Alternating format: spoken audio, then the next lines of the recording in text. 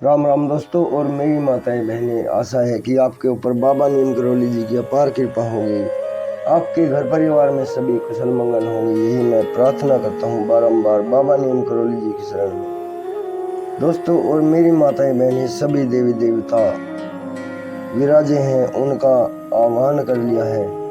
इन सभी की उपस्थिति में मैं आपको श्रीमद् वाल्मीकि रामायण अरण्य कांड का 52वां सर्ग सुनाता हूँ। इसे पूरा सुने और प्रभु श्री राम जी, हनुमान जी, बाबा नीम करोली जी की और सभी देवी देवताओं का अपार आशीर्वाद प्राप्त करें, सभी संकट दूर हों। जय श्री राम, जय बाबा नीम करोली।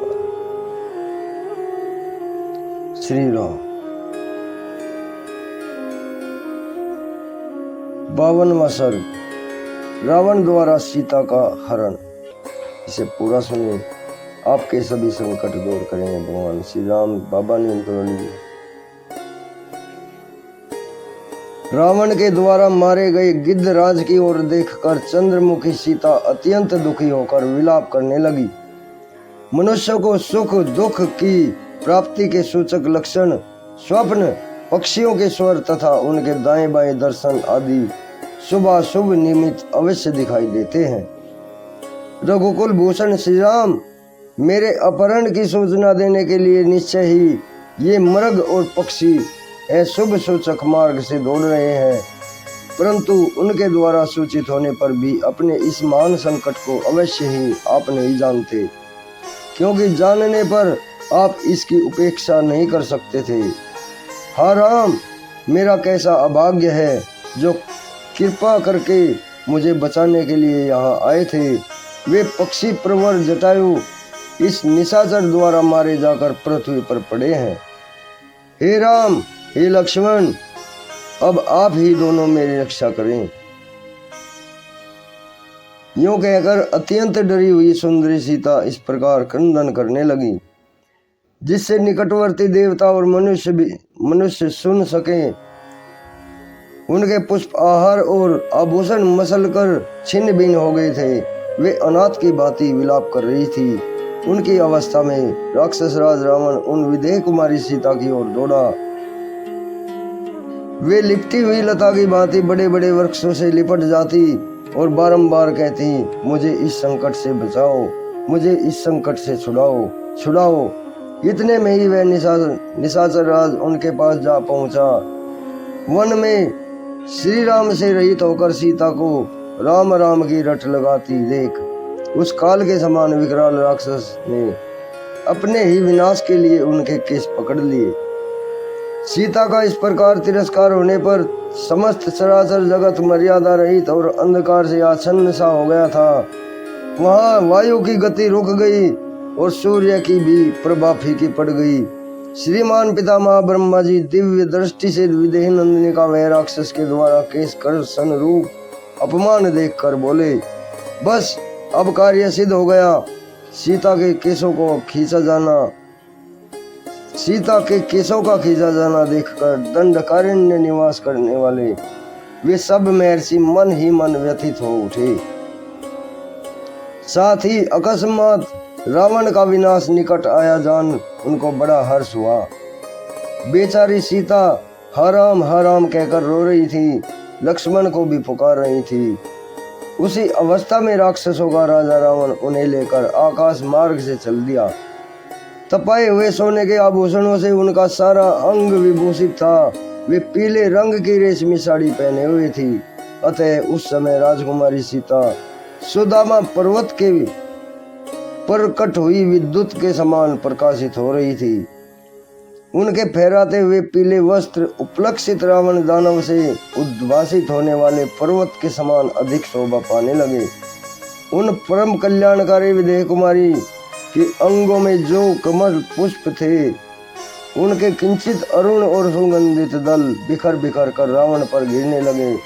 आकाश में उड़ने वाला उनका स्वर्ण के समान कांतिमान रेशमी पीताम्बर संध्या काल के समय सूर्य की किरणों से रंग हुए ताम्रवर्ण के मेघ खंड की भांति शोभा पाता था। सुंदर ललाट और मनोहर केशों से युक्त कमल के भीतरी भाग के समान कांतिमान चेचक आदि के दाग से रहित, श्वेत निर्मल और दीप्तिमान दांतों से अलंकृत तथा सुंदर नेत्रों से सुशोभित सीता का मुख आकाश में रावण के अंग में ऐसा जान पड़ता था मानो मेघों की काली घटा के भेदन करके चंद्रमा उदित हुआ हो। चंद्रमा के समान प्यारा दिखाई देने वाला सीता का वह सुंदर मुख तुरंत का रोया हुआ था। उनके आंसू पोंछ दिए गए थे। उनकी सुघड़ नासिका तथा तांबे जैसे लाल लाल मनोहर होठ थे। आकाश में वह अपनी सुनहरी प्रभा बिखेर रहा था तथा राक्षस राज के वेगपूर्ण चलने से उसमें कंपन सा हो रहा था। इस प्रकार मनोहर मुख वाली सीता भी श्री राम के बिना उस समय दिन में उगे हुए चंद्रमा के समान शोभाहीन प्रतीत होती थी।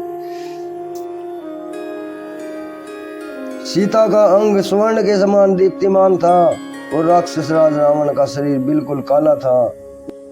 कमल के केसर की भांति पीली एवं सुनहरी कांति वाली जनक कुमारी सीता तपे हुए सोने के आभूषण से धारण किए रावण की पीठ पर वैसी ही शोभा पा रही थी जैसे मेघमाला का आश्रय लेकर बिजली चमक रही हो। विदेह नंदिनी आभूषणों की झनकार से राक्षस राज रावण गर्जना करते हुए निर्मल नील मेघ के समान प्रतीत होता था। हर कर ले जाई जाती हुई सीता के सिर से उनके केसों के गुथे हुए फूल बिखर कर सब और पृथ्वी पर गिर रहे थे। चारों ओर होने वाली वह फूलों की वर्षा रावण के वेग से उठी और वायु के द्वारा प्रेरित हो फिर उसी दशानन पर ही आकर गिर पड़ी। कुबेर के छोटे भाई रावण के ऊपर जब वह फूलों की धारा गिरती थी उस समय ऊंचे मेरु पर्वत पर उतरने वाली निर्मल नक्षत्र माला की भांति शोभा पाती थी। विदेह नंदिनी का रत्न जड़ित नूपुर उनके एक चरण के खिसक कर विद्युन मंडल के समान पृथ्वी पर गिर पड़ा। आकाश में अपने तेज से बहुत बड़ी उल्का के समान प्रकाशित होने वाली सीता को रावण आकाश मार्ग से ही आश्रय ले हर रहा था। जानकी के शरीर पर अग्नि के समान प्रकाशमान आभूषण थे।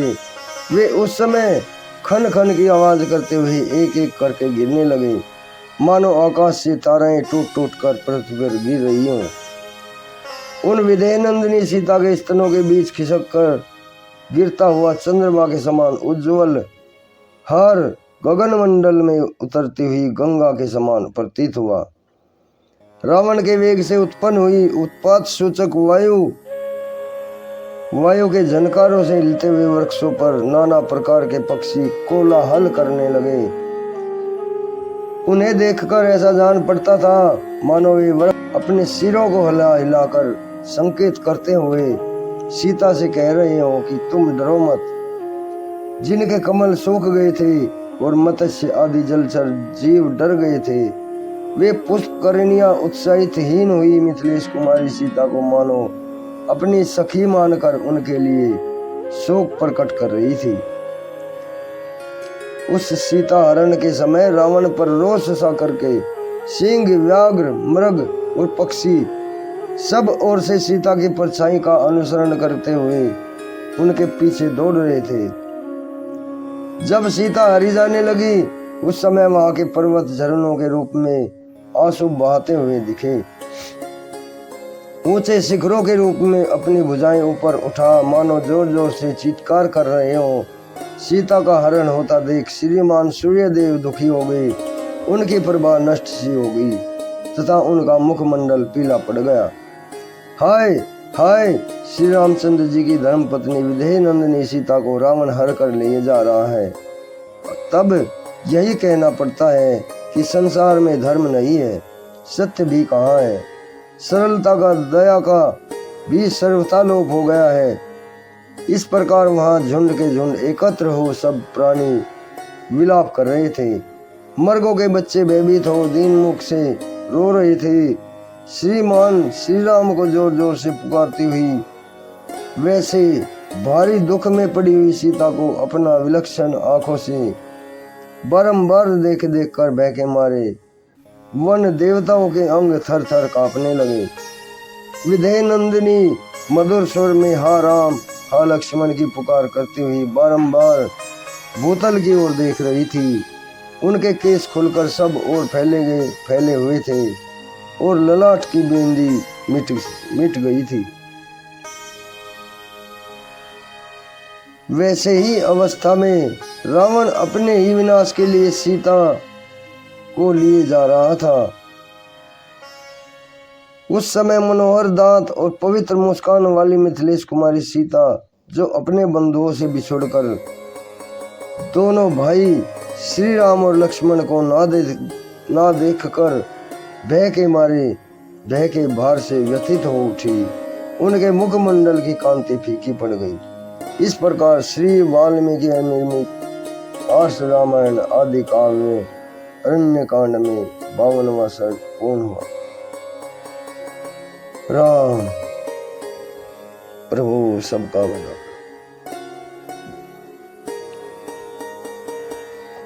सबके ऊपर कृपा करो मेरे दोस्तों और मेरी माताएं बहनें। आज ये 52वां सर्ग पूर्ण हुआ है अरण्य कांड का। कल 53वां सर्ग सुनाऊंगा, सीता का रावण को धिक्कारना। अभी आज्ञा लेता हूँ, आगे भी शेयर करें। प्रभु श्री राम जी और बाबा नीम करोली जी हनुमान जी आपके सभी संकट दूर करें। जय श्री राम।